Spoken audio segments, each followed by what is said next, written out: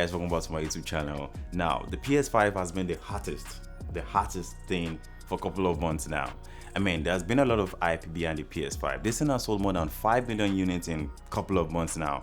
And during the pandemic, that's saying something. Now, the PS5 packs in a lot of power, and one of the main features of the PS5 is being able to handle 4K at 120 frames per second. Now, coming from the PS4 Pro, which could only handle 60 frames per second at 4K, that's a significant upgrade. And we only get consoles like every 6 to 8 years. That's more than enough time to get a significant upgrade. Now, is the PS5 actually worth the upgrade from the PS4 Pro? Now, like I said, the PS5 can undo 4K at 120 frames per second.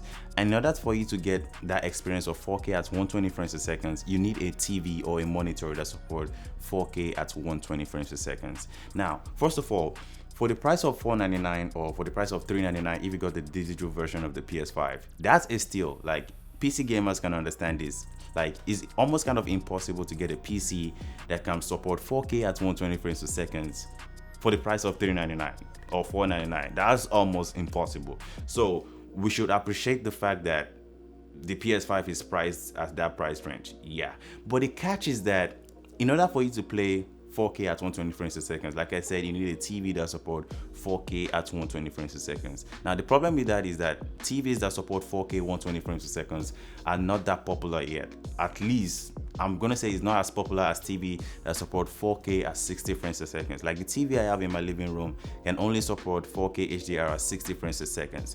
Now, if you play the PS5 with a monitor that doesn't support 4K at 120 frames per second, is it actually worth the upgrade from the PS4 Pro? Now, I have a monitor that supports 4K at 60 frames per second. This is a Samsung monitor, gaming monitor that supports 4K at 60 frames per second. And this was the one I used to play my PS4 Pro, and the graphics is actually good. Now, the second monitor, this is the Predator Asus. It supports 1440p at up to 165 frames per second. Now, obviously, none of my monitors can support 4K at 120 frames per second. The PS5 doesn't recognize my 1440p 165 frames per second monitor. Then I only have to play the game at either 4K 60 frames per second or 1080p at 60 frames per second. That's almost kind of the same experience as the PS4 Pro. The price of the PS5, let's say the price of the PS5 is a steal. Yeah, but this is a steal with a catch. Now, in order for you to get the full experience of the PS5, you need to add a TV that supports 4K at 120 frames per second to your budget. And one of the TVs that people have been recommending is the LG CX or the LG C10, which is going to run you around $1,500. Now, which means in order for you to get the full experience of the PS5, it's gonna almost run you like $2,000. So like I said, the PS5 is a steal, but with a catch. And one other thing is that most of the games that you can play on the PS5 are also supported on the PS4 Pro. So if you don't have a TV that can support 4K at 120 frames per second, it's not actually worth it, since you can also play those games on your PS4 Pro at 60 frames per second. Now, since I don't have a TV that supports 120 frames per second, I kind of refuse to play the recent games like the Spider-Man Miles Morales, Call of Duty Cold War. Those games that support 120 frames per second doesn't really actually make any sense if I'm coming from the PS4 Pro, which can handle 4K at 120 frames per second, just to end up on the PS5 and play it at 4K 60 frames per second or 1080p at 60 frames per second. It's not actually worth it. So I'm kind of waiting for my TV that I just ordered. I think there's a Samsung Q70T. It can handle 4K at 120 frames per second. So the point of this video is that if you're planning to get the PS5, yeah, it's a significant upgrade from the PS4 Pro.